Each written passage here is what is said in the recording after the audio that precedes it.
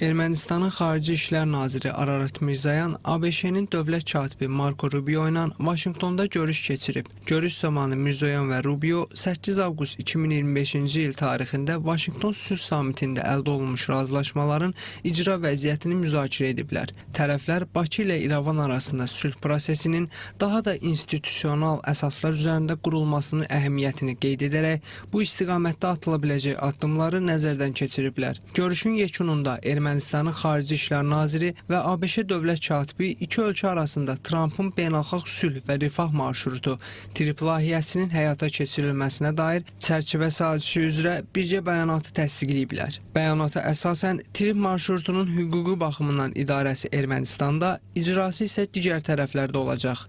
Bununla belə ölkəmizin strateji hədəflərindən biri reallaşacaq və Azərbaycan Ermənistan ərazisi vasitəsilə Naxçıvana maneəsiz keçid əldə edəcək. Bir neçə istiqamətdə maraqlıdır. Rejim necə olacaq orada?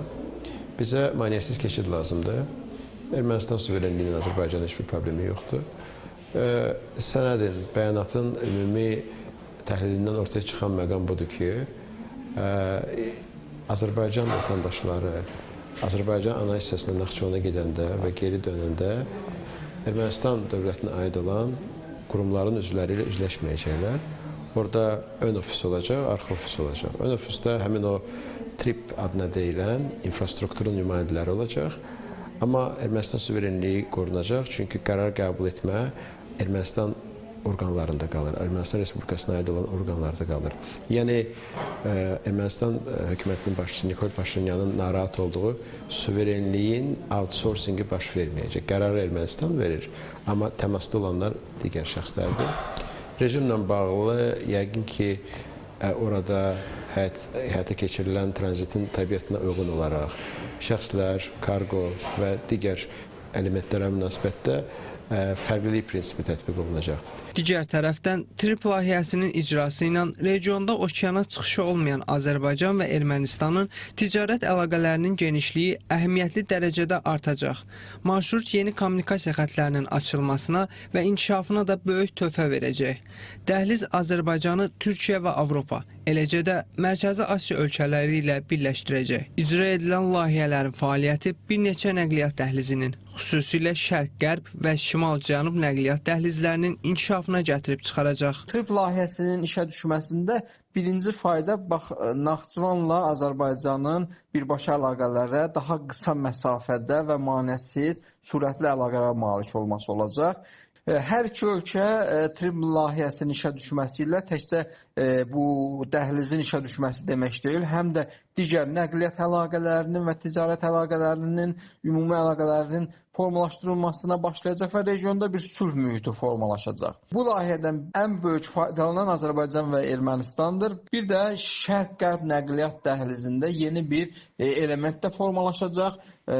Doğrudur, Azərbaycan Bakı-Tiflis-Qars dəmir yol xətti və Gürcüstan üzərinə əlaqələr Şərq-Qərb nəqliyyat dəhlizinin elementini formalaşdırır. Alternativ mövcuddur. Lakin Zəngəzur dəhlizi, indiki adı TRIP marşrutu bu prosesi daha da asanlaşdıracaq, rahatlaşdıracaq və Şərq-Qərb nəqliyyat dəhlizinin effektivliyini yüksəldəcək.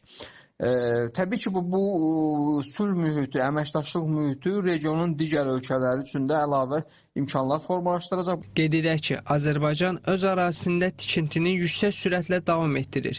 Xoradiz-Ağbənd dəmir yolunun 3 mərhələdən ibarət tikinti planı üzrə əhəmiyyətli irəliləyiş var. Birinci mərhələdə Xoradiz yuxarı Mərcanlı, Şükürbəyli, Soltanlı istiqamətində işlərin böyük hissəsi yekunlaşıb. Bu xətt vasitəsilə Araz İqtisadi Sənaye Parkına yük daşımaları həyata keçirilir. İkinci mərhələdə Soltanlı, Qumlaq, Həkəri, Mincivan arasındakı hissədə torpaq yatağı və mühəndis qurğularının tikintisi davam etdirilir. Burada 771 metr uzunluğunda ölkənin ən uzun dəmir yolu körpüsü inşa olunub. Üçüncü mərhələdə tunellər və qoruyucu qalereyalar tikilir. Tunellərin 71%-i artıq hazırdır. Ümumilikdə layihənin 68%-i tamamlanıb. 66 kilometrlik hissədə yolüstü konstruksiyalar quraşdırılıb. Azərbaycanın ərazisində tikintinin 2026-cı ildə bitməsi planlaşdırılır.